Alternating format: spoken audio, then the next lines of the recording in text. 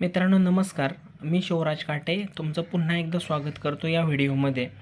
कालच्या व्हिडिओमध्ये आपण पाहिलं होतं पोषण म्हणजे काय, न्यूट्रिशन म्हणजे काय. आजच्या व्हिडिओमध्ये पाहणार आहोत आपण शरीरासाठी पोषणाचे महत्त्व का आहे. तर मित्रांनो, पोषण म्हणजे फक्त अन्न नाही, तर शरीर चालवण्यासाठी लागणारे इंधन आणि दुरुस्तीचे साहित्य आहे. योग्य पोषणाशिवाय शरीर नीट कार्य करू शकत नाही. याचाच अर्थ असा की न्यूट्रिशन फार गरजेचं आहे आपल्याला, जे मिळालं पाहिजे.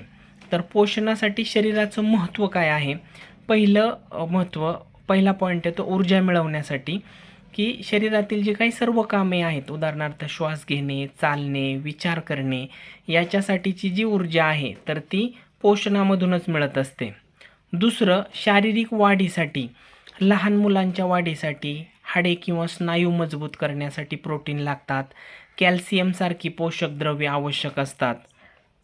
तिसरा मुद्दा येतो याच्यामध्ये पेशींची दुरुस्ती व देखभाल, म्हणजे रोजच्या आयुष्यामध्ये शरीरातील पेशी तुटतात, झिजतात, त्यांची दुरुस्ती जी आहे तर ती पोषणामुळेच होते. जे काय आपण खातोय त्याच्यामध्ये किती न्यूट्रिशन आहे त्याच्यामधूनच होत असते. चौथा मुद्दा आहे तो रोगप्रतिकारक शक्ती वाढवण्यासाठी. योग्य पोषण घेतल्याने शरीर आजारांपासून लढण्यास सक्षम होते. आणि पाचवा मुद्दा आहे तो मानसिक आरोग्यासाठी. योग्य आहार असेल, आहारामध्ये योग्य न्यूट्रिशन असेल तर मेंदूला आवश्यक पोषक मिळतात, लक्ष केंद्रित राहते आणि ताणतणाव कमी होतो. त्याच्यासोबत हाडे आणि दात मजबूत करण्यासाठी, जसं आपल्या सर्वांना माहिती आहे, कॅल्शियम आणि व्हिटॅमिन डी हाडांना बळकटी देत असतात.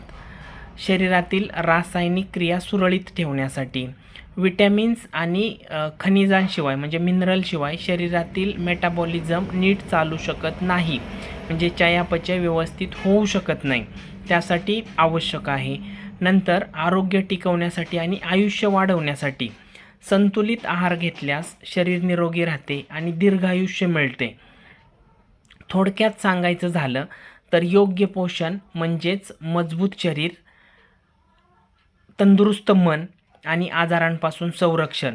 तर मित्रांनो, आपल्या आहारामध्ये किती न्यूट्रिशन आहे, आपण खरंच पोषण मूल्य असणारे खाद्यपदार्थ खातोय का, हे एकदा निरीक्षण करणं गरजेचं आहे. मित्रांनो, भेटूया आपण उद्याच्या व्हिडिओमध्ये एका नवीन माहितीसह. धन्यवाद.